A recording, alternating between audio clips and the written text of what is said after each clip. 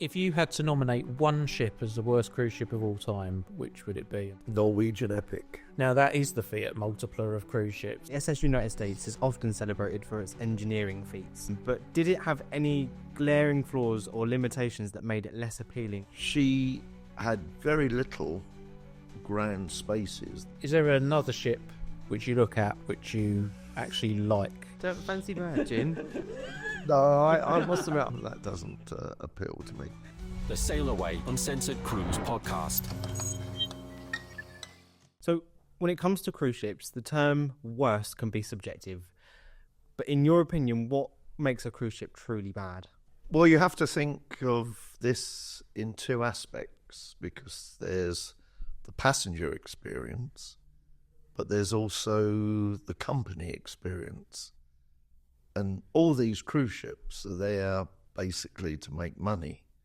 So if you make a cruise ship really, really fabulous, you may restrict the amount of revenue earning potential. So it's not good for the company, very good for the passengers. And of course, the trick is to try and strike that balance where passengers really enjoy their experience, but the company makes what it hopes to in revenue to keep the ship running and to satisfy the shareholders. So it's a difficult thing, and each of the companies do things differently. Recent times over COVID, of course, the companies are all trying to get more revenue, so there's been a shift, in some cases seismic shift, in the way they do that. And that really can be bad for the passengers or bad for the company. So we went on SS Rotterdam together at the start of January, and I have to say, like, we were so impressed with her interiors. Like, there was the design of that ship. There was elements which you just don't see today. I thought the design throughout, where they really considered the practicality of the seats, for example. I can't walk down in the smoking room. I've never ever seen seats like that, and I do think that those sort of ships are very, very uncommon nowadays. But they must have made money. Do you just think it's a bit more obsessive nowadays with cruise lines? Yes, well, I think the big problem was obviously COVID and the amount of money the companies had to borrow to keep their ships afloat, and that money has got to be paid back, just like the exchequer here. They've got to find that money, pay it back. So that has put a greater emphasis. But it's been a cycle, because in the 70s, when there was the big fuel oil crisis, the same thing happened. The companies had to really look at that, and of course those ships that couldn't deliver the revenue or were fuel hungry, they were sent to the scrapyard. Of all the ships that we're going to discuss today, are there any that you feel were unfairly maligned by critics or passengers at the time? Well, I've thought about this, and the one that springs to mind more than any other is the first Queen Mary, because she was absolutely slated by the architectural community, saying that her interiors were totally not in keeping with what was required at the time. And of course, she also had the stigma that she was the second ship of state to enter service at that period, and the French beat the Queen Mary by introducing the Normandy the year before. So she really did steal the show, and she was so superlative in every respect, except the vibration at the aft end because of her speed. But what we have to remember, harking back a bit to the opening, was that the only ship of state, the only major passenger ship in that mid-1930s that made a profit without a government subsidy was that first Queen Mary. Really? all the other ships, the Normandy, the German ships, the Italian ships, they all required quite a hefty government subsidy to keep them going. But Cunard, with the first Queen Mary, had no subsidy. The SS United States is often celebrated for its engineering feats. It's a holder of the Blue Ribbon, but did it have any glaring flaws or limitations that made it less appealing as a passenger ship? Well, it was primarily designed to be a fast troop ship. And while it wasn't engaged on trooping operations, it was given to United States Lines to basically operate as a passenger ship. So she had very little grand spaces. The only space on board that went up through 2 decks was the first class dining room.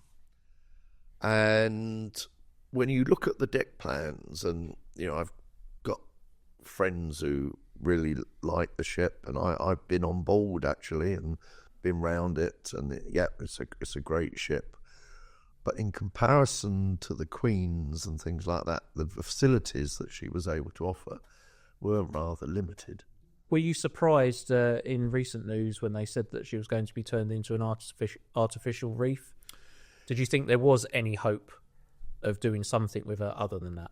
Yes, I was, because the people from the Conservancy, United States Conservancy, that I knew, said that they had a scheme in place with a property developer that was willing to invest to rebuild the ship, repurpose it as a museum come hotel, and that basically it was in the final stages of getting ready for that transformation. And then suddenly there was this announcement from the owner of the pier where the ship stayed, saying they wanted it removed immediately. And that caused the problem. Leonardo da Vinci was a fascinating vessel with a turbulent history. Why do you think she struggled to find her place in the cruise world? Well, she came out around the same time as the Rotterdam, the ship that we've spoken about earlier. And whereas the Dutch were very canny in every decision they made about the Rotterdam, that the first and tourist accommodations were very comparable, so you could combine them easily into a one class. On the Leonardo da Vinci, she had 3 classes, and they were quite disparate. And certainly it meant that when she went cruising, especially the tourist class, couldn't really be used because it was so different to the other classes. And then they also opted for a higher speed, which meant that she needed more power. And she had horrendous stability problems because the beam of the ship was restricted to give her the speed. And as you know, the beam of the ship is a big factor on the stability. And because of that, she suffered from this big stability issue. God. So the sinking of the Andrea Doria is one of the most famous ship sinkings of all time. But was she as special as history made her out to be, though? Well, when you think that the Italians were devastated by the Second World War, the Conte de Savoia, the Rex, and many of their other ships were all lost in the conflict.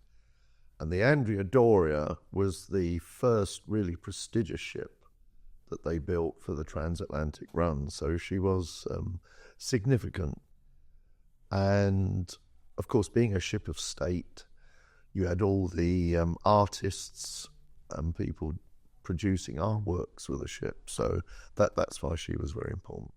You get a lot of conspiracy theories bandied about. Do you think that there was anything wrong with the design which led to her sinking, or was just the collision was too great to withstand that? Yeah, no, I don't think she would have been designed substandardly. I think it was just bad luck with that collision and the way where the collision hit. SS Rotterdam, so we spoke about her already. She's considered a classic. I know that she's one of your favourites, but why? What makes her special? Well, she was conceived as a ship of state. She operated transatlantic for the first 10 years of her career. And then she seamlessly transferred to become a top-flight cruise ship. Did extremely well, did more world cruises than any other ship. And she maintained her standards from the time she was built right to the end of the time she was with Holland America. And so all those design choices where the first and tourist class were of comparable standard. She's got this marvellous staircase in the middle of the ship that separated the two classes.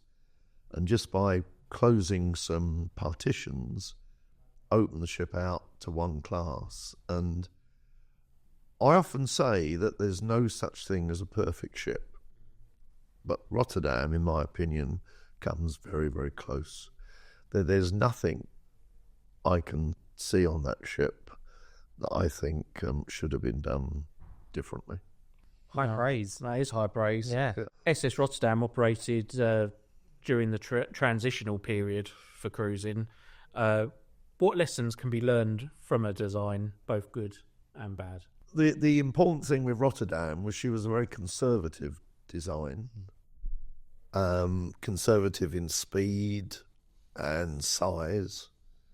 And as we say, she was able to seamlessly transfer to be a cruise ship. As for lessons learned for future ships, I don't think there's that many, because you don't design a ship now from the outset as being two class. So, that was the main feature. A ship that really does divide opinion is Canberra. Some remember her quite fondly, particularly in Britain. Did her design and layout limit her appeal as cruising evolved, or was her problem more about the changing market? Well, Canberra was designed for the Australia run. P&O had the Canberra. Orient Line, which was like the sister company, had Oriana. And both ships were radical, quite different. Canberra was very much engines aft, designed by a very young naval architect called John West. And problems appeared when she was launched, when they realised that she was too far down by the stern, so there was too much weight at the stern. And so they had to pour a lot of extra concrete in the bow of the ship to bring her down to zero trim. Now, she worked fine on the Australia run, but they sent her for a season of cruising out of New York, and she was an absolute failure. Why was that? There were two main things. Firstly, the old tourist class accommodation was without private facilities, and you had to go down the hall to the bathroom and toilet. So when you think the majority of the accommodation, or a significant part, was tourist class, so that you had to do that.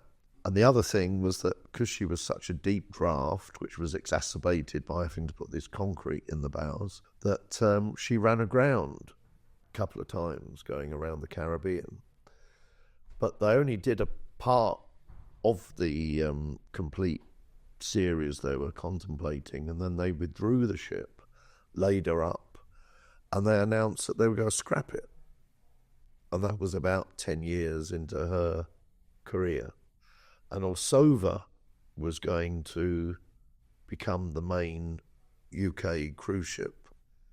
And then suddenly, within 2 or 3 months, there seemed to be a surge of bookings for P&O cruises, which couldn't be sustained by Olsova alone. And so they decided to send Olsova to the scrapyard, even though they'd spent a lot of money a few months earlier preparing it for cruising. And they retained Canberra. For the British market, where the Brits didn't mind going down the hall, she did really well. And of course, popularity went skyrocketed after the Falklands campaign, because she was sent down to the Falklands as the heroine who took a lot of the troops down to the conflict, survived being in San Carlos water there, and with the Exocets flying around and everything, and the Argentinian jets. Significantly, she sailed back with a banner along her side Canberra cruises where QE2 refuses, because QE2 was always kept well out of the conflict zone down in South Georgia, whereas Canberra was in the thick of it. So that endeared her, and she had lots of four-berth cabins that they used to sell as friendly fours, which meant that you booked just a berth and you would be in with three strangers. And No, thank you wouldn't contemplate that so much today, but that was very popular, and it enabled a lot of people to go cruising that wouldn't have otherwise been able to afford to have done it. So another ship, the SS France, later known as SS Norway, is a ship that divided opinion. From a design perspective, though, what were her greatest strengths and what did she kind of fall short at? Well, at the time, she was the longest passenger ship in the world. The Queen Elizabeth and the Mary were still much bigger.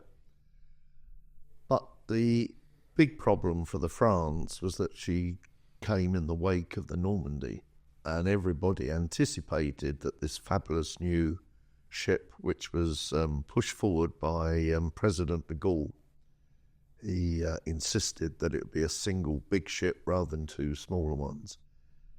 That although she looked the part, she was tremendously elegant with her wing funnels that hadn't been used before. The interiors were rather stark and very bold, and that put a lot of people off, certainly. Deep draft, again, and absolutely no provision in the original design for cruising. So there was hardly any deck space. There was just a little bit of sheltered deck space at the aft end, but certainly if you went cruising, you'd be hard pressed to find deck chair space and that. So that's why, as the Lion of France, she was losing about 12 million a year in the early 1970s, and the French government said that they could either subsidise her or continue funding Concorde, and they chose to fund Concorde. Isn't it true that the SS Norway had exposed a sprinkler system? Yes, because after some of the fires on the ships, like the Scandinavian Star, Car Ferry and the like, the SOLAS, or Safety of Life at Sea regulations, were tightened up. And one of the provisions was that even if you had built your ship to the sort of fireproof standard, which France was in the 1960s built to a certain standard deemed to be fireproof. The SOLAS regulations were amended to say, irrespective of that, you had to have a sprinkler system fitted by a certain time. And Norwegian Cruise Line, for some reason, thought that they was exempt from that. And it was when the US Coast Guard came on board to do an inspection that they basically said, within a few months you've got to have this sprinkler system fitted. And as there was no dry docking planned, they systematically installed sprinklers in situ during the cruising, where they just had exposed pipes everywhere. That must have looked lovely. Yeah. I went on board post that, and it looked dreadful. Can imagine. Yes, I can imagine. What was the end of SS Norway? Well, she soldiered on. She was the first really big ship to go cruising. She was the first ship where you could say she was the destination. The reason Kloster, who owned Norwegian Cruise Lines, chose to take the Norway and rebuild her, was that he could get a big ship very quickly.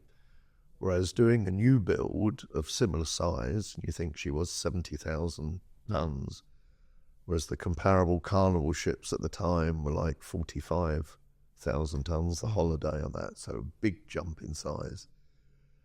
But he wanted to ship quickly, and so he took the old France, decommissioned one of the two engine rooms, expanded the passenger accommodation, both cabin and public room size, increased the deck space for sunbathing and the like, and created this first mega ship for the Caribbean.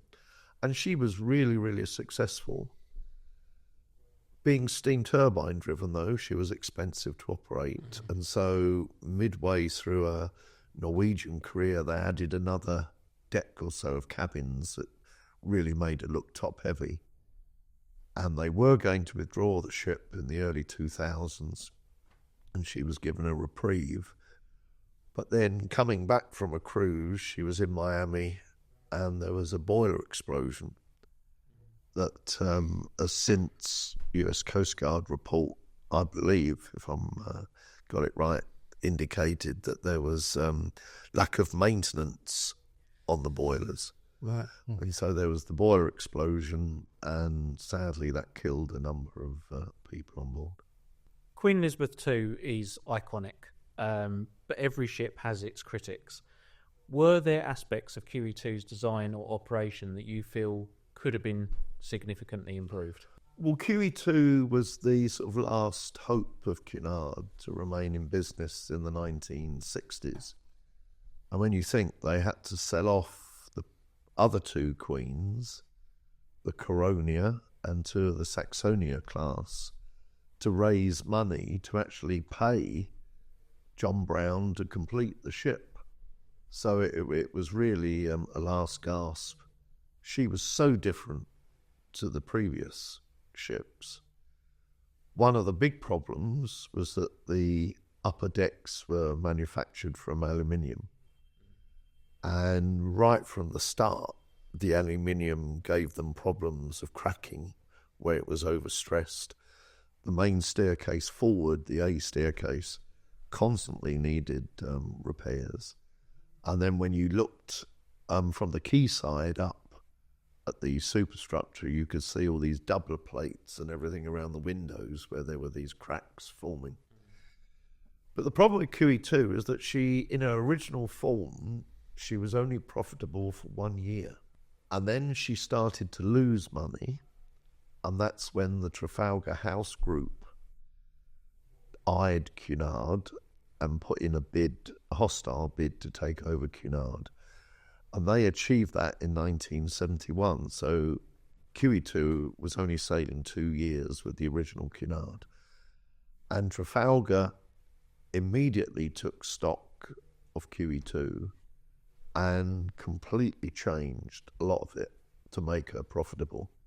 And a lot of what Trafalgar House did on QE2 is what we now find on the present Queens, because they introduced the Queen's Grille concept, right, and then the Princess Grille, where the upper tiers of the accommodation are paired with a specific restaurant at additional cost per day. They introduced a casino, which QE2 didn't originally have, and they moved the shops from a rather quiet area of the ship right into the main thoroughfare above the main lounge to get people to see the shops and want to go in and buy stuff.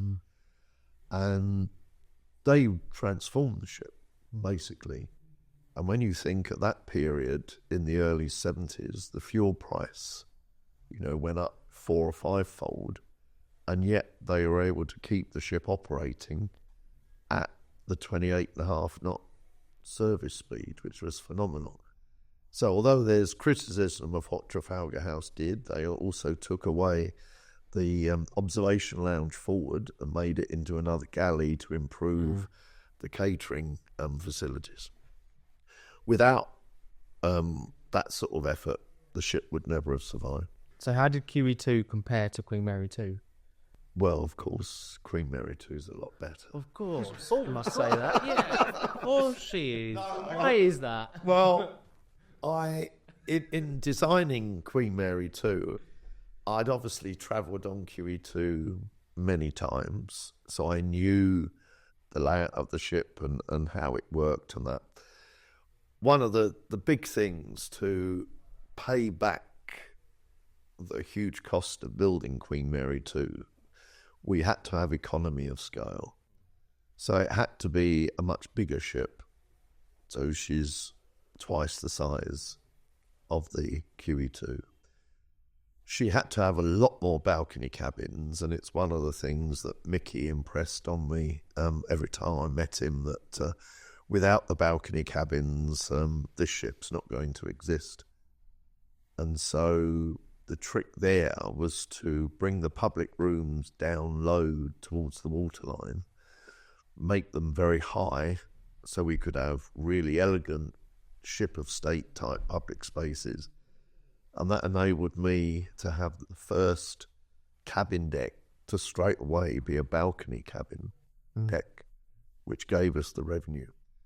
So QE2 had relatively few balcony cabins. Queen Mary 2 has a majority balcony cabins, and the range of facilities that we have on Queen Mary 2 is vastly superior. But how did they both handle the sea? So we know that Queen Mary 2 handles it very well. What about QE2? Because she's quite a narrow ship, and because of all the additional top weight added when they added the balcony cabins on top, she certainly is referred to by some people as a cocktail shaker. She rolls about all over the place. One thing that I must, because these shippy people will say, well, QE2 used to charge around at 28.5 knots. Queen Mary was designed for 26.5 and operated that for a few years before she reverted to sort of 22. And speed has an effect, but size matters, and the extra size of Queen Mary 2 means that she does have a much smoother ride. With how unprofitable QE2 was during her life, do you think she was a failure? No, absolutely not. Because after Trafalgar, after those 2 years, they took charge, and I don't think they would have kept her. The other problem with QE2 is that because Cunard, when they were building the ship, was so strapped for cash, they deleted one of the 4 planned boilers. So instead of 3 boilers in service all the time and 1 undergoing maintenance, they had 3 boilers that basically had to be in steam all the time. And that meant it was very difficult to do the essential maintenance on the boilers. And by the mid-1980s, she was suffering with boiler failures so much that she was breaking down. And that's when they took this decision to completely re-engine the ship.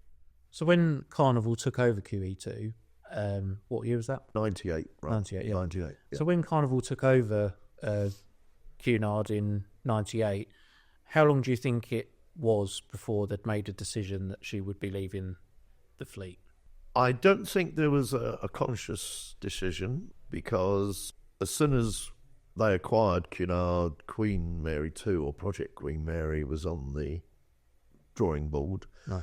She entered service in 2004. QE2 reverted to just being a cruise ship. And QE2 was doing okay, but it was this offer from Dubai where they said, we'll buy the ship. I forget the figure they were going to, but it was way above what the ship was worth. And so it was an offer really that Cunard/Carnival couldn't refuse. I have to say, it took them years to actually do anything with her. I was wondering at one point whether it was actually ever going to be a hotel. Well, it was just at the time that there was another financial crash. Yeah. And she was actually on the way to Dubai when all the sort of crash happened. They were going to radically alter the ship. They were going to take off the funnel and build a glass funnel with a suite inside the funnel and all sorts. And of course, none of that's happened. And structurally, the ship is more or less as she was, except for the lifeboats and davits being taken off. Yeah. But a lot of the interiors have been moved ashore so that they can provide interiors that have some appeal compared to the other hotels ashore, because they said they just wouldn't be able to sell the rooms in her original configuration. So moving away from Cunard for just a moment. So festival ship that came about in 1978 and Carnival Holiday in 1985 helped define Carnival's fun ship era. Were they revolutionary? Well, the first two Carnival ships, the Mardi Gras and the Carnival, were former empresses from Canadian Pacific.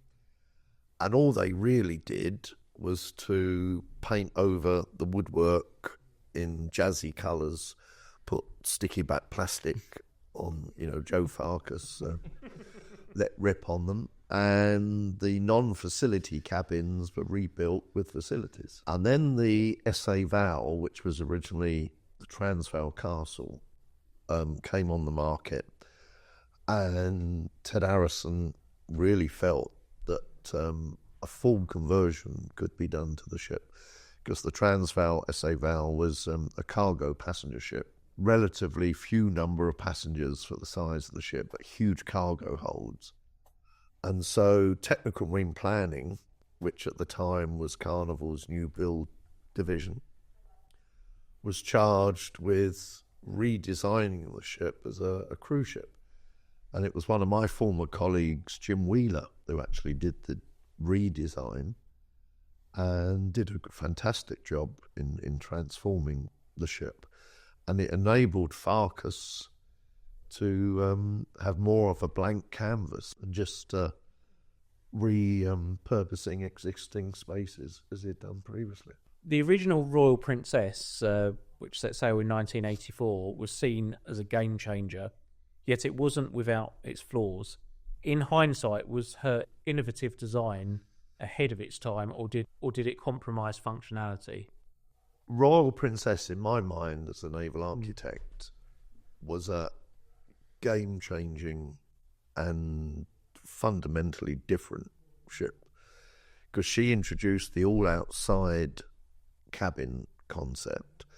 Some smaller ships had done that previously, but she did it on a big scale. You think she's the 45,000 tons or thereabouts, size of Titanic, all outside, but she was the first ship where she had a large number of balcony cabins.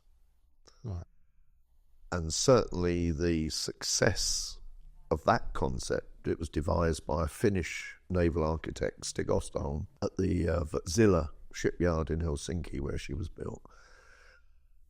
After that, everybody wanted to have balconies. Let's talk about a project that actually never actually happened, the Pinnacle Project. Yeah. A cruise ship project which never came to fruition. What went wrong, and why do you think it never materialised? Well, we spent quite a lot of time on the Pinnacle Project, and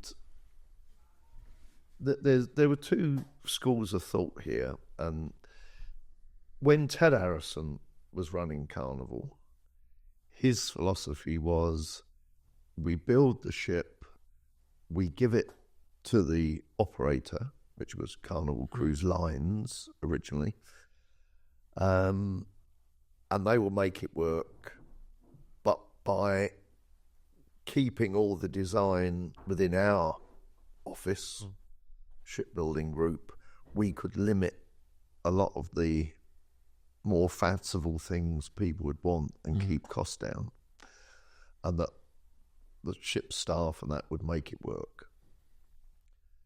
Now, when Mickey started in the business, his introduction was to go and actually work within each department of the cruise empire that his father had set up.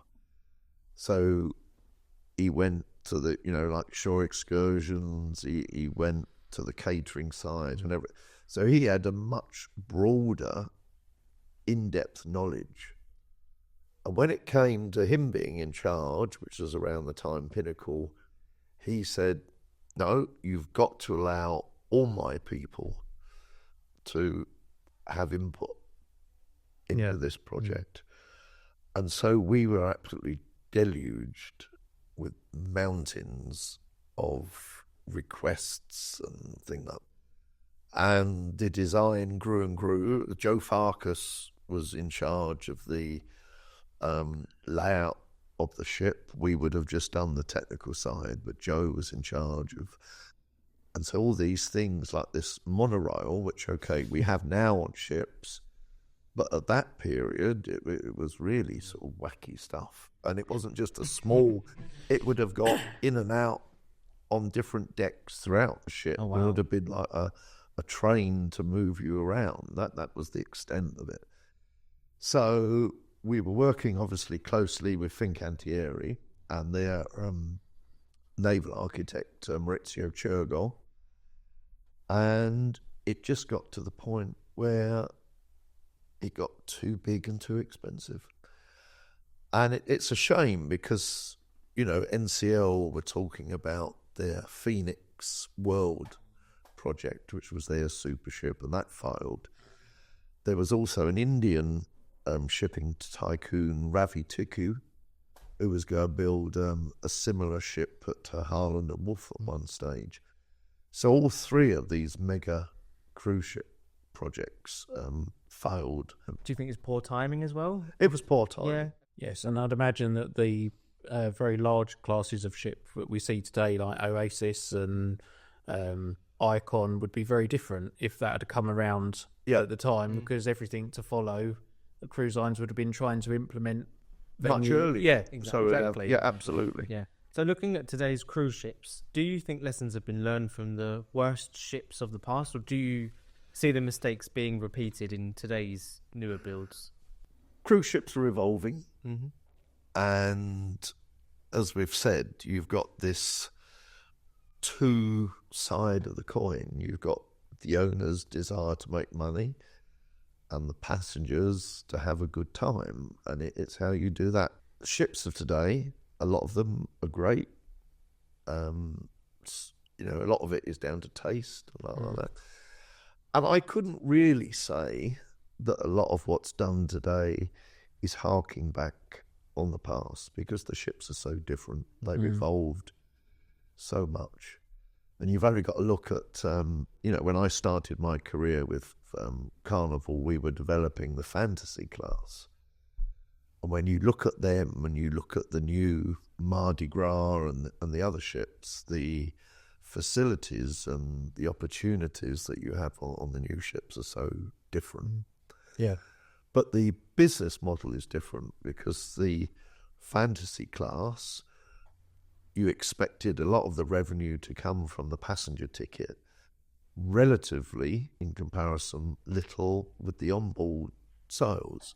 Okay, you had the casino and you had the drinks, but nowadays the cruise prices are really quite low by comparison, and onboard revenue, where you're charged a lot more for absolutely everything, extra dining and stuff, is where the cruise lines are making their money. So there's been a fundamental shift in the way the ships are operated. And this clever way where the cruise lines are extracting money from guests without the guests feeling they've been fleeced. If you could redesign any of the ships we've talked about today with modern technology and knowledge, which one would you choose and why? Well, I was asked about the United States because both NCL and Crystal looked at taking the ship and putting her back to sea, and I was asked what I would do. And certainly I would have gutted the machinery spaces, because steam turbine machinery, you certainly wouldn't be able to do that today. Put in a diesel electric power plant, put pods. But because of the ship's narrow beam, and she couldn't cater, she wouldn't ever be a mass market ship. I think she could have been redesigned to be a super seaborne or a super crystal ship, where the guests that you were able to get on board were paying a high premium. And I'm in my own mind, I think that would have worked. And in a similar vein, two ships that In fact, my Italian friends are going to kill me when I say Michelangelo and Raffaello were, in my mind, abject failures. Hopeless design, and only lasted 10 years before they were withdrawn. They could have been redesigned and reconfigured and probably would have been very nice cruise ships. If you had to nominate one ship as the worst cruise ship of all time, which would it be and why? Norwegian Epic. Now, that is the Fiat multipler of cruise ships. That is one of the most hideous ships. I think it is probably the most hideous ship. Yeah. Well, I remember we went back to a reunion in France with the French shipyard QM2 team. We went back and they were building Norwegian Epic, and they said to us, please don't think we designed this. They said it's come from the owners and it's what the owner wants. But she had many strange things, apart from this really odd executive block that they put forward above the bridge, which seemed to be a sort of last minute, or it appears that way. I don't know if it was designed that way from the start. But the cabin arrangements, they've got a very odd bathroom arrangement that you have a sink in the living area. You have a sink in the living area, and the sort of private area just has like a little curtain. That's right. I mean, we haven't been on Norwegian Epic, but I know quite a bit about her, and there doesn't seem to be many redeeming features. I mean, I think to look at, there's not really anything about her exterior design which I find appealing. Like a ferry. I think I said to you, there's a Yeah. ferry in the distance, and you went, no, that's she's Norwegian very Epic. very Very angular, angular. and it looks like, it almost looks like a Lego set where they've just kept stacking up, but they haven't known when to stop. Well, of course, there was going to be two of them originally, but they had a huge argument with the yard as the first one was being built, and they cancelled the second one, so that's why she Well, was sort of... I was going to say, I think it's rather telling that they only made one, because we know these days that doesn't usually happen. No. We've said that 10% of a build cost is just the design of the ship. So the fact that NCL went to all that expense designing her and they didn't build another one, I don't think even they would say it's just much of a success. No, that's right. Is there a ship you think was unfairly criticised or misunderstood that actually deserves a reprisal as one of the greats? Well, yes, I would say Queen Elizabeth, first Queen Elizabeth, because everybody concentrates on Queen Mary and says how wonderful Queen Mary was. And yet, in almost every respect, Queen Elizabeth was the far better ship. But she's sadly rather overlooked, and Queen Mary gets all the glory. Other than your ship today, is there another ship which you look at, like a modern cruise ship, which you actually like how they've been designed and you wouldn't mind having a cruise on them? Don't fancy that, Gin? No, I must admit, sadly, that doesn't appeal to me. It's a difficult question. You're so humble. No, I would like to try the Saga. Okay. Yeah. The new MSC Explorer Journeys. Explorer yeah, they're Journey. very good. I would like to Yeah. they're good. that I think would appeal to me. So I do have a final question. Yeah. So what's the most ridiculous request you've ever had from a cruise line when designing a ship? Well, that made me smile because it brought back to me the very first meeting I had with Cunard for Queen Mary 2. The job I was given was to design the ship, present it to Mickey and Howard at Carnival, and then once they were happy with the general design, then to go to Cunard and say, this is what I propose, and sell it to them so that they were happy with it. And of course, one of the big features of Queen Mary 2 is the Britannia dining room, the 2-deck high dining room. And on the ship as built, we have a large tapestry which supposedly shows the Queen Mary 2 in New York with the bridge there and the ticker tape. But during that first meeting, when I showed the plans and went round the deck plans with the various heads of department, I forget, it was either the marketing or the food and beverage department, said, yeah, we'll put the wine rack in that aft bulkhead, so that's where the tapestry is. And we'll train the sommeliers, the wine stewards, to jump from the balcony with elastic so that they jump over and are able to get the bottle of wine that passengers ordered. And I said, look, this is a transatlantic liner. It'd be bad enough doing it in a hotel on land, but with the 6 degrees of motion you've got of a liner on the Atlantic, I said there'd be people flying around all over the place uncontrollably with all these bottles of booze. Seems a bit far-fetched when you struggle to get a smile out of some of the waiters these days. I don't think they're going to do bungee So jumping that's the anywhere. most ridiculous thing. The Sail Away Uncensored Cruise podcast.